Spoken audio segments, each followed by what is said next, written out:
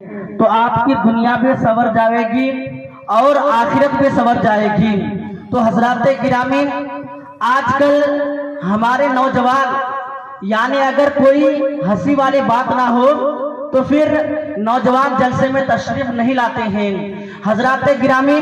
और अगर बगीला के बाहर कहीं कव्वाली हो जाए तो वहां जरूर तशरीफ लाएंगे और ये नहीं समझते हैं कि जलसे में आने से मालूमात बढ़ती है, दीन के बारे में पता चलता है।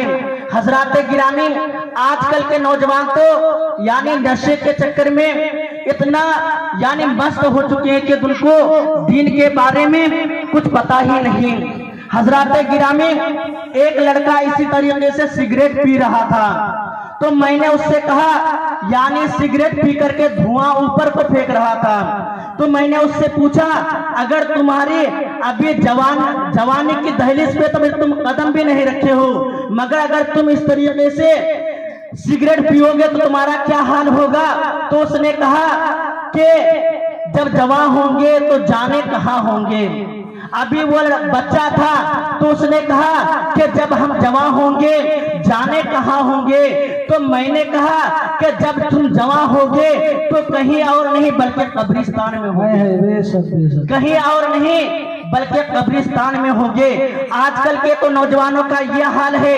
एक मर्तबा एक नौजवान से यानी पहली शादी हुई थी, एक नौजवान से एक इमाम साहब पूछ लेते हैं कि तुमने फजर की नमाज पढ़ी थी कि नहीं पढ़ी थी, तुमने फजर की नमाज पढ़ी थी कि नहीं पढ़ी थी। तो उसने कहा कि मैंने फजर की नमाज पढ़ी थी। तो इमाम साहब ने पूछ लिया कि कितनी रकात पढ़ी थी।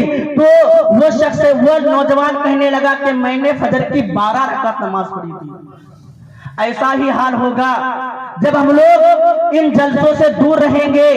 इन यानी बाहर से जो आए हैं मेहमान, अगर उनकी तकरीर नहीं सुनेंगे तो हमारा यही हाल होगा। तो उसने कहा कि मैंने 12 रकात फजर की नमाज पढ़ी है। तो इमाम साहब उसको डांट करके कहने लगा कि ये 12 रकात तुमने फजर की नमाज पढ़ी है। तो उसने कहा कि 12 रकात नहीं बल्कि मैंने 15 रकात पढ़ी है, मैंने 15 रकात पढ़ी है। और डांट करके इमाम साहब जब कहते हैं तो वो कहते हैं कि मैंने 20 रकात नमाज पढ़ी है।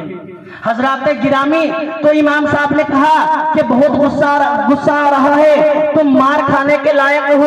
तो हजरात गिरामी वो अपने घर जाते हैं। घर जाने के बाद जब उसकी बीवी